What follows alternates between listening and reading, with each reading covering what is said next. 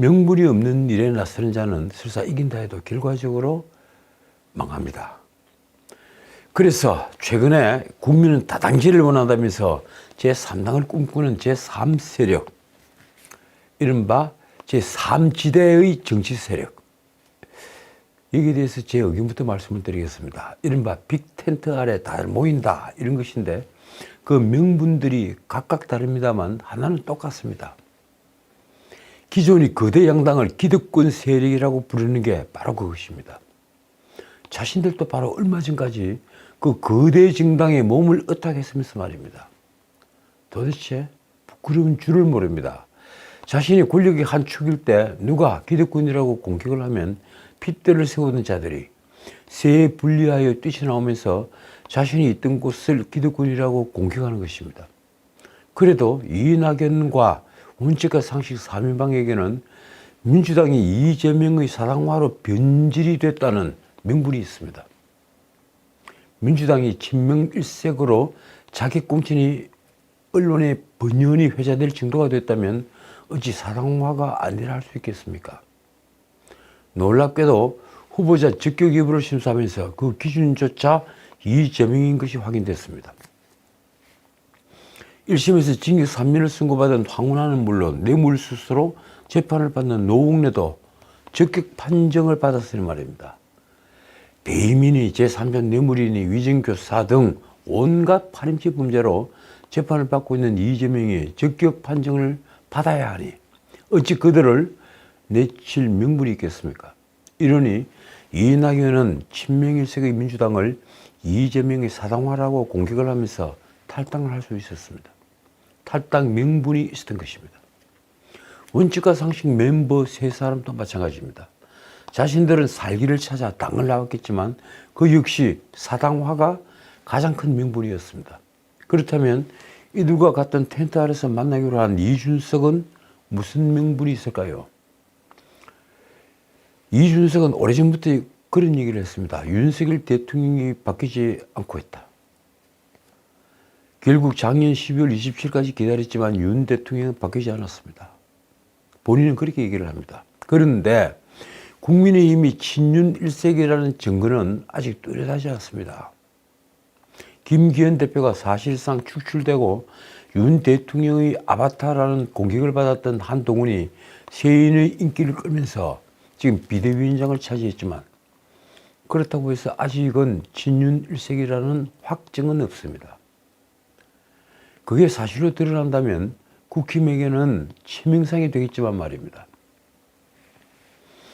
그래서 이준석의 탈당은 이낙연의 탈당보다는 훨씬 명분이 약한 것입니다. 둘 다 제 살기를 찾아 뛰쳐나온 건 맞지만 그 차이는 너무 큰 것입니다. 어쨌든 제3세력은 지금 5세력으로 보입니다. 먼저 민주당을 나온 이낙연. 이낙연은 새로운 미래라는 이름을 선택했습니다. 그리고 민주당 현역 의원으로 원칙과 상식 3인방 이원욱, 조홍천, 김종민. 이들은 미래대연합이라는 이름을 내걸었습니다. 그 외에 과거 민주당이었던 양양자는 한국희망이라는 당대표가 됐습니다. 그리고 금태섭이 선택한 이름은 새로운 선택입니다. 마지막으로 금태섭과 같이 김종인이 뒷배 역할을 해주고 있는 이준석. 이준석은 앞의 네 사람과는 달리 보수정당 출신입니다. 그것도 당대표까지 지냈습니다. 그런 이준석은 개혁신당이라는 이름으로 지금 창당 준비를 하고 있습니다. 이 5세력이 모일 경우에 현역 의원은 아직 4명뿐이지만 앞으로 3명만 더 늘면 현역 의원이 6명인 정의당을 넘어 기호 3번을 받을 수 있습니다.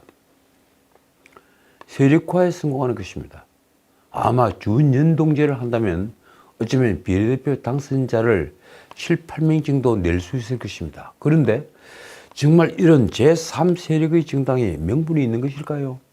과연 그들은 합칠 수 있을까요? 이재명의 사당화에 반대해서 탈당을 한 민주당 세력이 따로 뭉쳐서 민주당의 대한 세력을 자임한다면 그건 사당화에 반대한 명분으로 충분합니다. 그런데 이른바 빅텐트는 완전히 경우가 다릅니다. 정당은 이념과 정책이 같은 사람들이 정권을 획득하기 위해 모인 결사체입니다. 그런데 이 다수 집단은 같은 이념이라고는 기득권 세력이 반대한다는 것 외에는 없습니다. 문제는 그 기득권 세력이라는 것은 단지 자신이 살아남을 수 있는 그런 상태가 아니라는 것, 즉 자신이 생존할 수 없는 곳이라는 의미 외에 아무런 의미가 없는 말이라는 것입니다. 만약 이 5개 세력이 공통의 이념과 정책이라는 일종의 공통분모를 만들었다면 어땠을까요? 아마도 우리 역시 캐나다처럼 3당 정치를 만들 수 있을 것입니다. 그런데 제가 보기엔 이번 제3세력은 새머리는 어떨지 모르겠습니다만 헌법 8조에서 예정하고 있는 정당의 동질성과는 거리가 멀어도 너무 먼 정당이 될 것입니다. 말하자면 후진적 민주정에서 자주 보이는 세력화한 정치 집단일 뿐 이념의 실천과는 거리가 먼 정당인 것입니다. 바꿔 말하면 제3세력에게 지금 절실히 요구되는 것은 이념 정책의 공통분모입니다. 철학의 동질성이 요구된다는 것입니다. 그게 없다면 정당은 가능하지도 않겠지만 설사 만들어진다 해도 곧 그 수명을 다할 것입니다. 우선 강령과 정강 정책은 어떻게 만들 것인가요? 이준석은 다음 대선까지 간다고 말을 했지만 설사 그게 가능하다 해도 그 정당은 권력을 잡기 위한 몰입애들의 집합에 지나지 않을 것입니다. 총선 레이스가 개막을 하면서 언론은 살벌한 공천 현장의 느낌부터 전하고 있습니다. 여당 현역 13명, 야당은 하위 20%, 컷오프에 들고 있다. 4월 총선을 앞두고 여야의 공천 일정이 이번 주부터 본격화된 것입니다. 그런데 여당 현역 13명 컷오프, 그건 오버였습니다. 지난주 첫 회의를 한 민주당 공천관리위원회는 15일부터 20일까지 예비후보 공천 신청을 받습니다. 국민의힘 공관위는 어제 16일 첫 회의를 열고 현역 의원 교체 기준과 경선 방식 등을 논의했습니다. 컷오프 숫자가 이미 나왔습니다. 7명. 여야 모두 다음 달 설 연휴 이전에는 설 민심을 위해 주요 후보를 내놓을 계획입니다. 그런데 지금 정치판을 요동치게 하는 것은 방금 말씀드렸다시피 현역 의원의 후보 탈락을 뜻하는 컷오프입니다. 그동안 말로만 떠돌던 민주당의 자객 공천 그리고 국민의힘의 험지 출마 요구가 현실화하면서 현역 의원에 대한 컷오프 공포가 계속 증폭되고 있었던 것입니다. 한동훈 비상대책위원장이 이기는 공천을 강조한 국민의힘은 이미 지난 11월 당무감사위원회가 원내외 당협위원장들을 상대로 1차 경쟁력 평가를 했던 그 자료가 물갈이 자료로 공관위에 제공이 됐습니다. 당시 신의진 당무감사위원장이 한 말이 이렇습니다. 원내 의원 중에 정당 지지도에 비해 개인 지지도가 현격히 낮은 경우 공관위의 교체를 권고하기로 했다. 일부 서울적 현역 의원도 당 지지도와 개인 지지도의 차이가 15%에서 20%포인트에 달하는 것으로 드러났습니다. 여의도 연구원 역시 작년 말부터 일부 지역구를 골라 민주당 상대를 가정한 경쟁력 가상 대결을 포함한 여론조사를 돌려서 현역 의원들의 지지율을 평가했습니다. 그 결과 일부 현역 의원은 경고성 통보를 직접 전달받았습니다. 당 관계자들은 결국 지지율이 낮은 의원들부터 공천에서 배제하는 수순으로 가게 될 것이라고 했습니다. 문제는 컷오프 규모입니다. 당무감사위는 원내외 당협위원장 22.5%, 46명의 교체를 권고했습니다. 해체된 인요한 혁신위도 현역 하위 20%의 공천 배제를 요구했습니다. 총선기획단은 컷오프 범위로 현역 20% 플러스 알파를 제시했습니다. 그러니까 최소 20%는 무조건 바꿔야 한다. 컷오프 시켜야 된다. 이런 주장을 했던 겁니다. 그런데 21대 총선 당시 컷오프 불출마, 이 경선 패배, 그래서 현역들이 밀려난 것, 다 합친 미래통합당 현역 교체 비율은 무려 43%였습니다. 특히 안방 지역이었던 이 TK 지역 교체율은 무려 64%에 달했습니다. 이 때문인지 이번 총선 역시 TK 지역은 지금 비상이 걸려 있습니다. 언론은 대구의 경우에 벌써부터 한 명만 살아남을 것이다. 현역 1인 생존설, 2인 생존설이 나오고 있는 실정이라는 기사를 썼습니다. 자, 그런데 그런 여러 설을 이제 넘어서서 어제 국민의힘 공천관리위원회가 첫 번째 회의를 열면서 아주 중요한 결정부터 내놨습니다. 서울 강남 3구, 그러니까 서초, 강남, 송파, 이 강남 3구를 제외한 수도권에서 당원 20%, 일반 국민 80% 경선을 실시한다. 이런 총선 공천 기준을 발표한 것입니다. 아울러 현역 의원에 대해서는 권역별 하위 10%를 컷오프하기로 했습니다.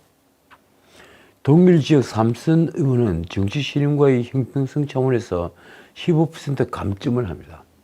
솔직히 말해서 1, 2점으로 당락이 결정되는 이 경선에서 15%를 감점한다면 이기기가 굉장히 어렵습니다.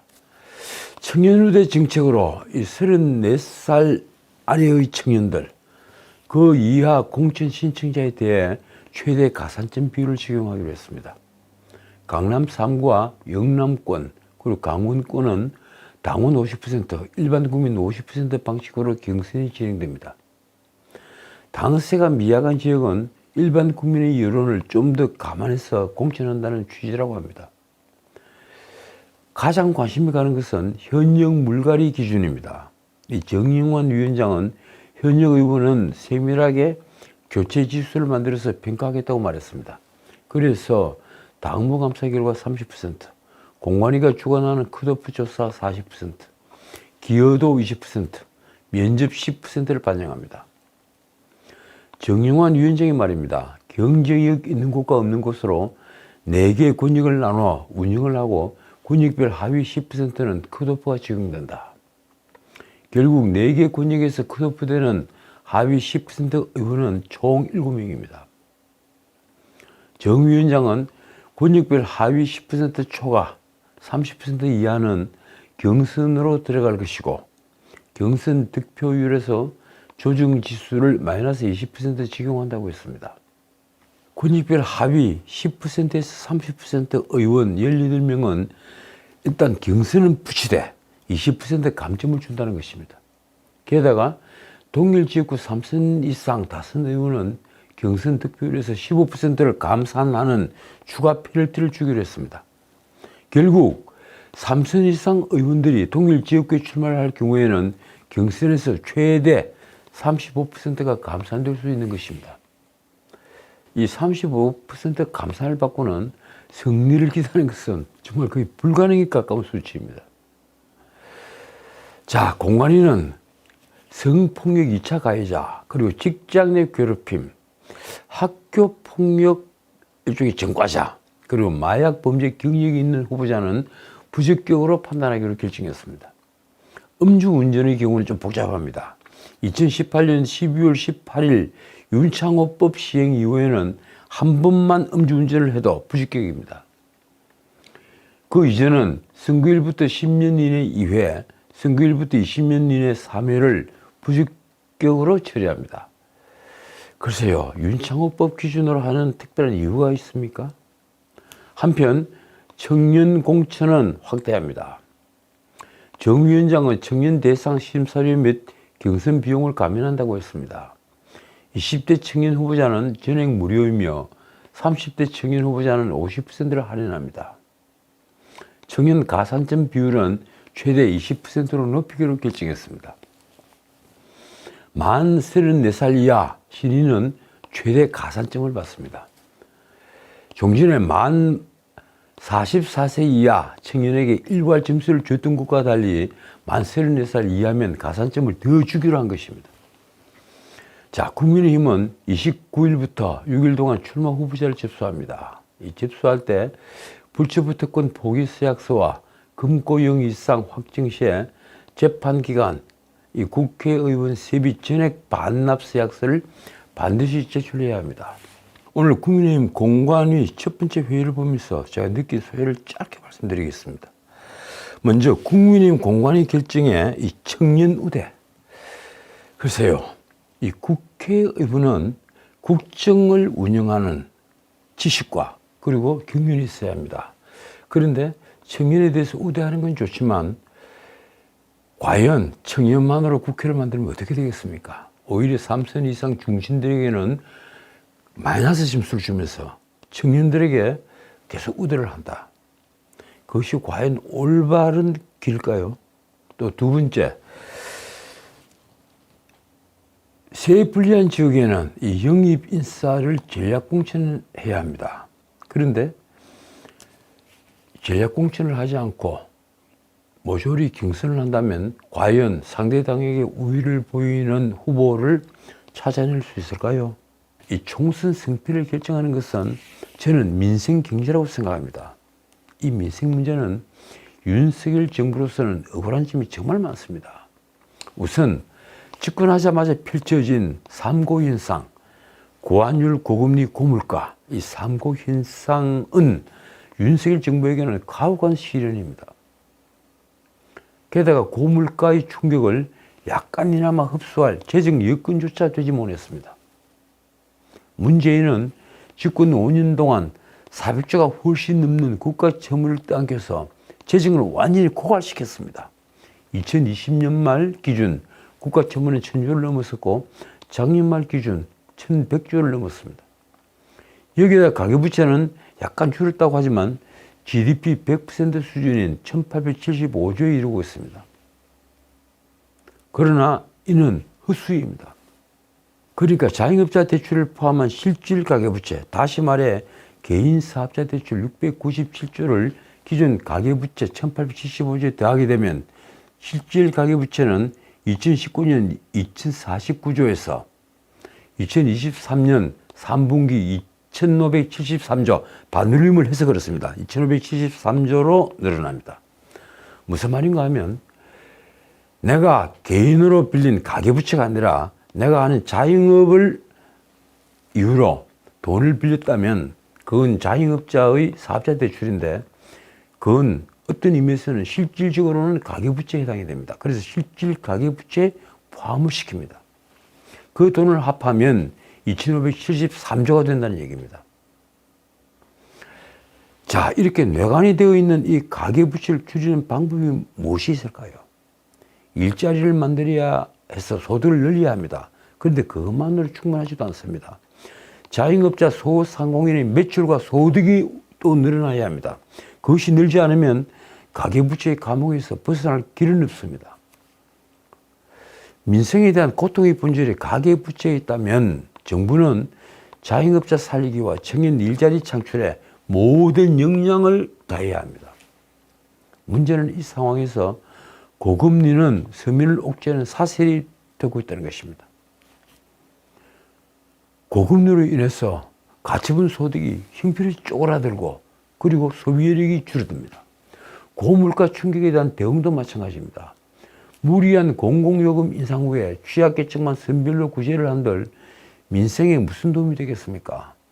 취약계층은 조금이라도 여윳돈이 있으면 빚 갚기에 바쁩니다.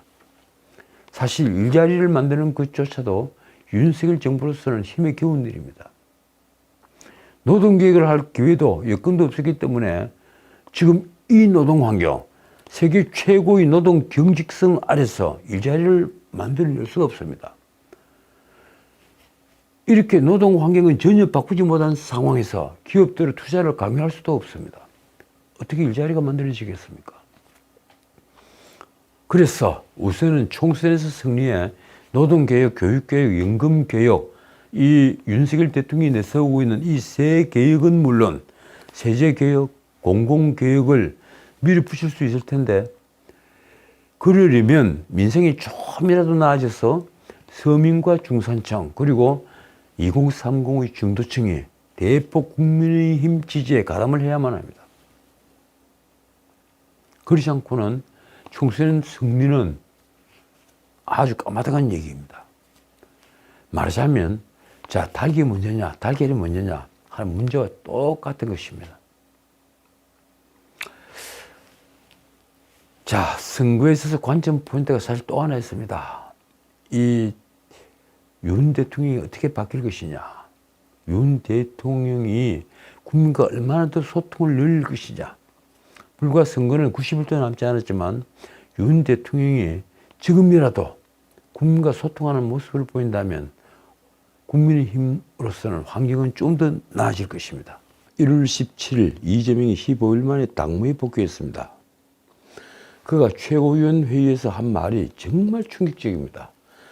나를 법으로도 죽여보고 펜으로도 죽여보고 그래도 안 되니 칼로 죽이려고 하지만 결코 죽지 않는다. 이 말은 원래 원고에는 없었다고 합니다. 법으로 죽인다. 이 말은 자신은 무죄이고 깨끗한데 배임죄니 제3자 뇌물죄니 온갖 범죄로 온갖 범죄 혐의로 권력이 자신을 몰아세운다 이런 얘기입니다. 폐해는 그걸 보다는 언론을 두고 한 말일 것입니다. 그게 얼마나 어이없는 말인지는 제가 굳이 말씀드리지 않아도 온 국민이 아니 삼척 동자도 알 수 있습니다. 그런데 그 뒤에 칼로 죽이려 한다. 이 말은 앞에 두 가지 덮어씌우기보다 너무나 심각한 선동입니다. 대마고 선동이라는 겁니다. 야당의 대표가 공식 회의에서 이런 선동을 하는 것을 정치적인 발언이라고 해서 용인해도 되는 것일까요? 만약 권력이 이재명을 칼로 죽이려 했다는 증거가 나오지 않는다면 이 말은 절대 용인해서는 안 되는 허위사실입니다. 국민의힘 비상대책위원장이죠. 이 한동훈은 이재명이 한 이 말에 대해서 그 정도면 망상 아닌가라고 했습니다. 같은 날 여의도에서 4선 5선 이 중진 의원들과 오찬 직후에 기자들이 이재명이 한 오전에 그 발언에 대한 생각을 묻자 한동훈이 한 대답이 이렇습니다. 제가 이상한 얘기를 안 하려고 했는데 칼로 죽여본다? 누가 죽여본다는 건가? 제가? 국민의힘이? 아니면 국민이? 한동훈이 그 뒤에 덧붙인 말은 이렇습니다. 그건 그냥 굉장히 이상한 사람이 굉장히 나쁜 범죄를 저지른 것뿐이다.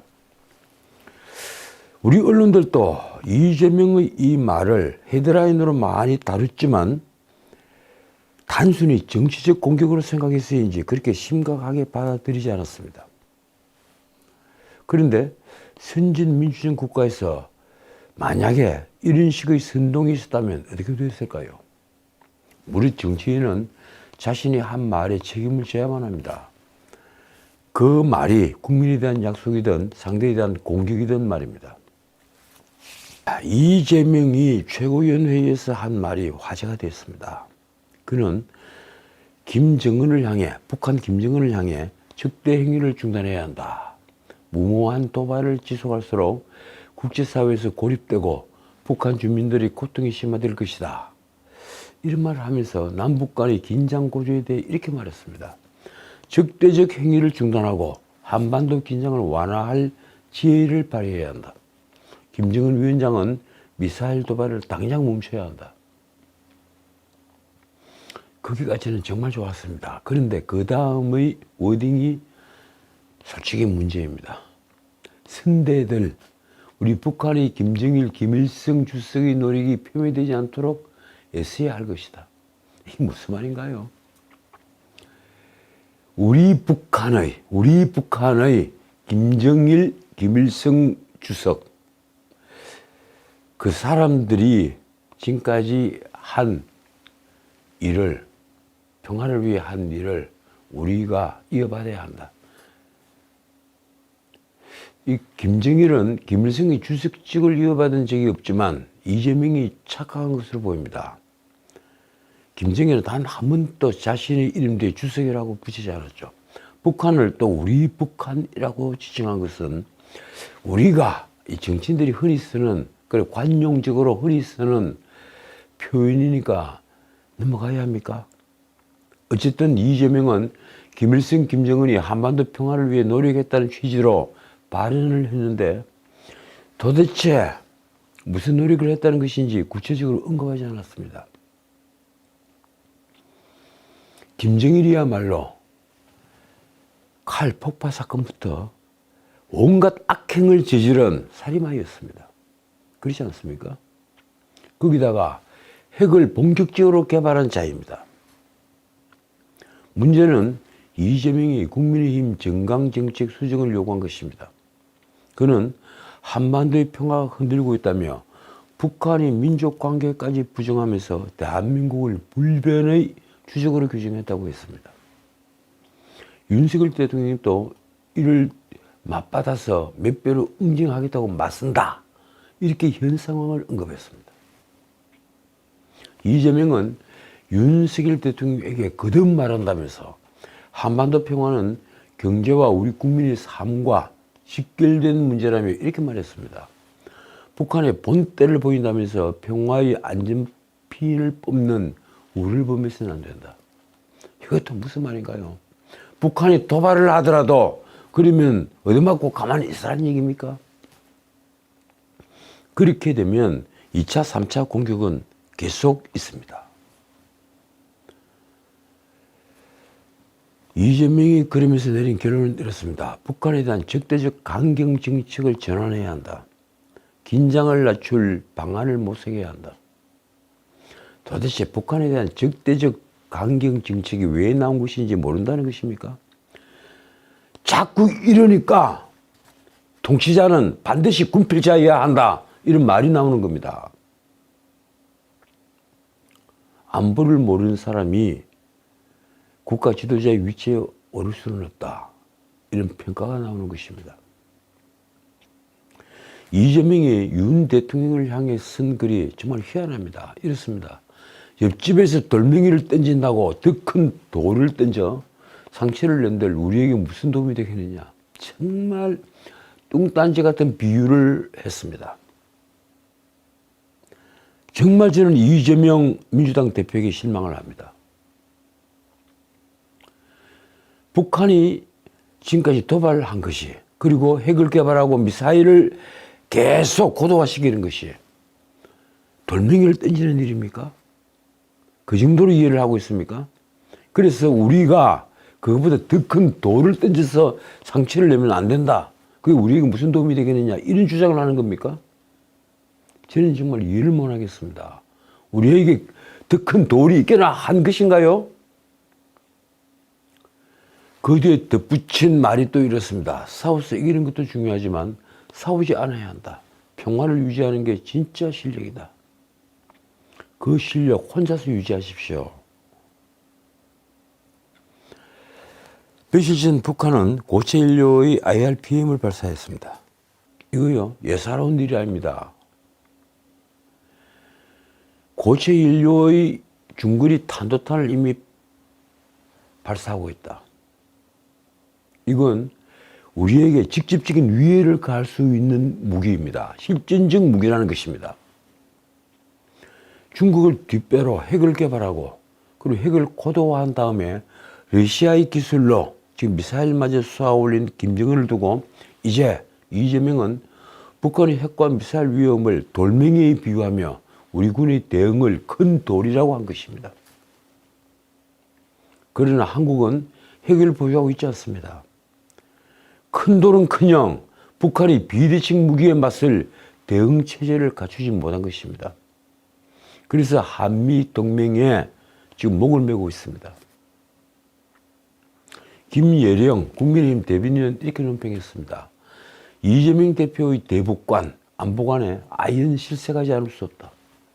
6.25 전쟁을 일으킨 김일성과 핵무기 위협의 발판을 마련한 김정일이 한반도 평화를 위해 기여한 것이 무엇인가? 김예령 대변인은 이재명이 대통령과 정부, 여당을 향해서는 무조건적으로 날선 비판을 쏟아낸다면서 이렇게 따졌습니다.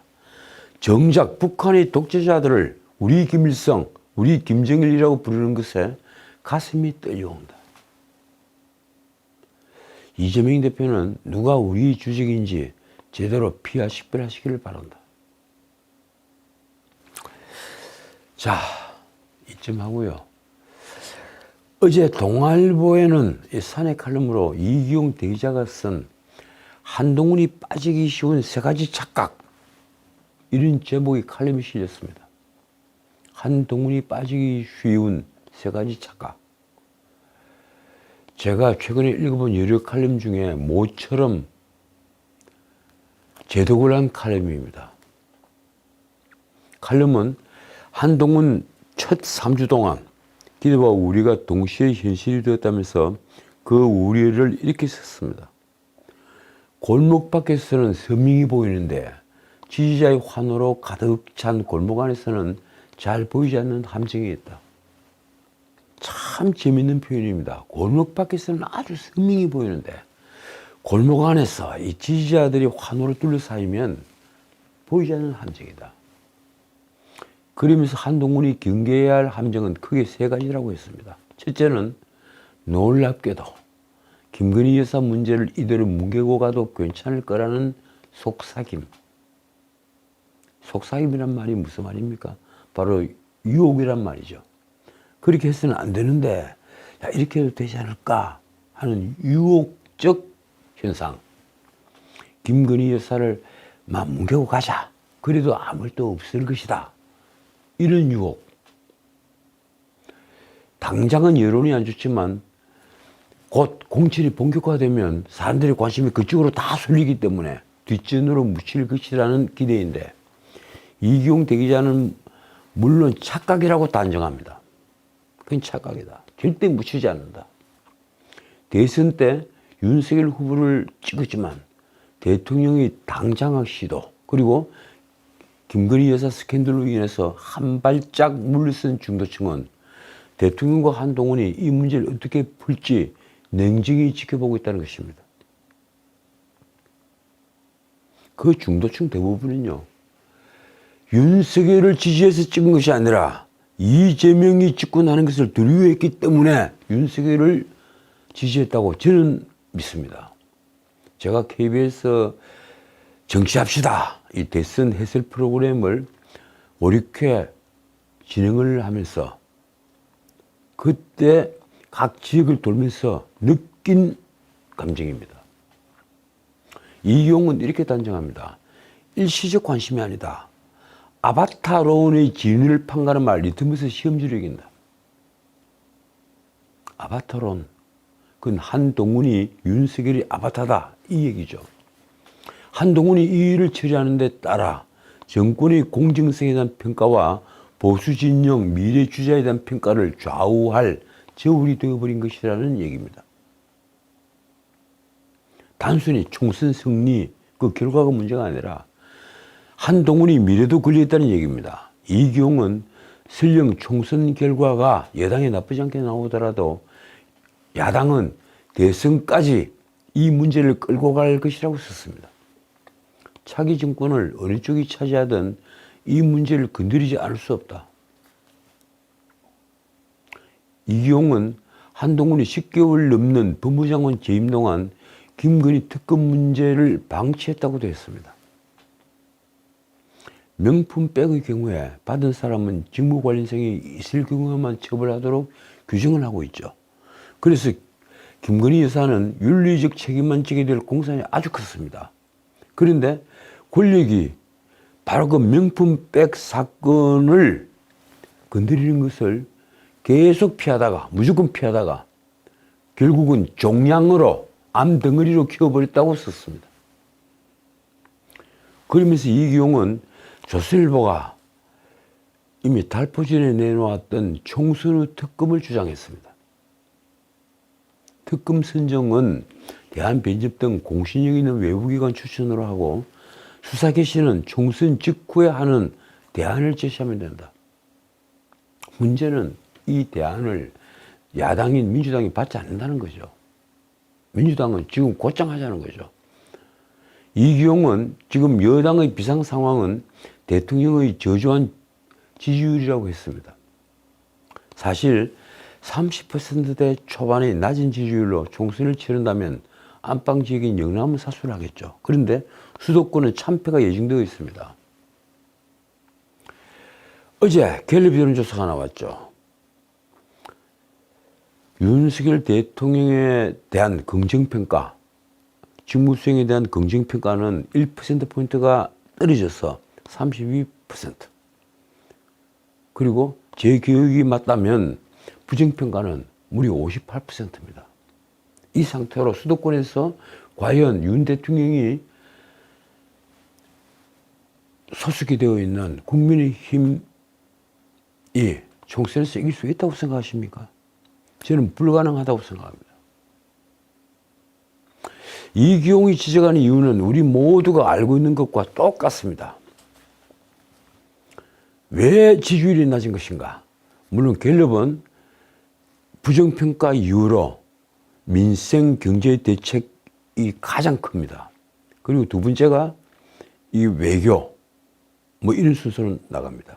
그런데 우리 모두는 사실 첫째는 불통 이미지, 리더십이라고 얘기합니다. 갤럽에서도 이게 두 번째 크기로 되어 있습니다. 둘째는 바로 대통령 부인 문제로 인해 상식과 공정이라는 트레이드마크가 흔들린 탓이다. 그래서 이기용 대기자는 자기 편은 무조건 감싸고 돌았던 좌파 권력과는 역시 다르다고 국민이 고개를 끄덕일 수 있도록 해야 한다고 주문을 합니다. 누구에게? 한동훈에게 그렇게 주문을 하고 있는 겁니다. 그러면서 이기용은 한동훈이 취임사에서 586 청산을 강조했는데 옳은 방향이고 맞는 말이지만 그게 집권당 대표의 주된 메시지일 수는 없다고 지적합니다.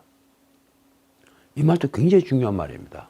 586 청산, 이거 굉장히 중요하지만 이게 리더의 주된 메시지는 아니다. 정치 지도자의 우선 역할은 비전 제시라는 것입니다.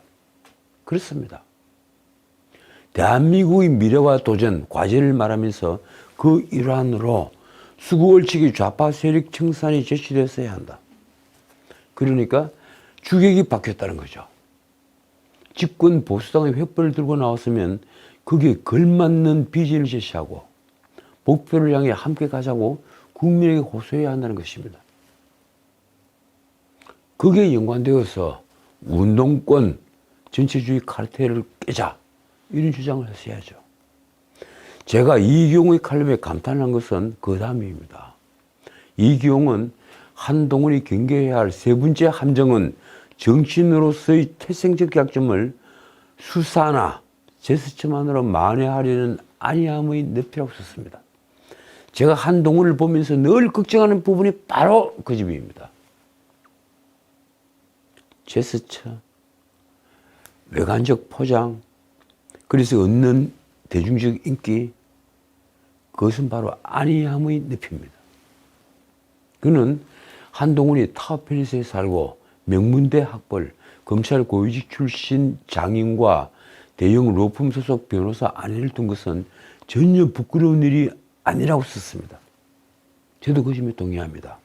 그런데 그 다음이 문제입니다. 하지만 한국 정치 풍토에서는 일정한 핸디캡이 될 수 있다. 그렇습니다. 한국 정치뿐 아니라 미국 정치도 마찬가지고 영국 정치도 마찬가지입니다.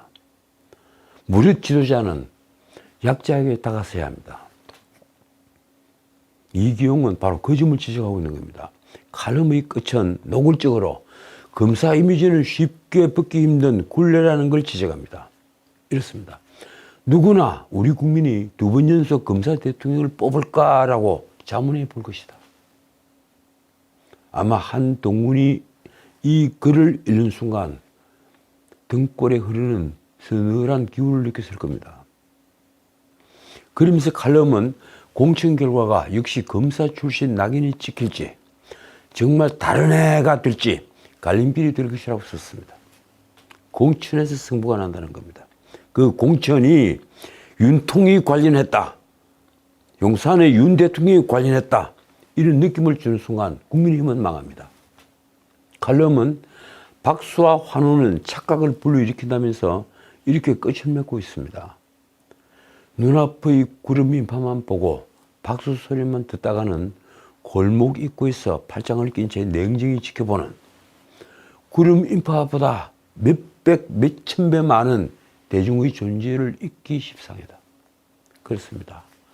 침묵하는 다수를 우리는 늘 잊고 있습니다. 저도 잊고 여러분들도 잊고 있고 한동훈 또 잊고 있을 겁니다. 침묵하는 따수. 저 역시 똑같은 생각을 했고 똑같은 말을 하고 싶었습니다. 지금까지 전식이었습니다.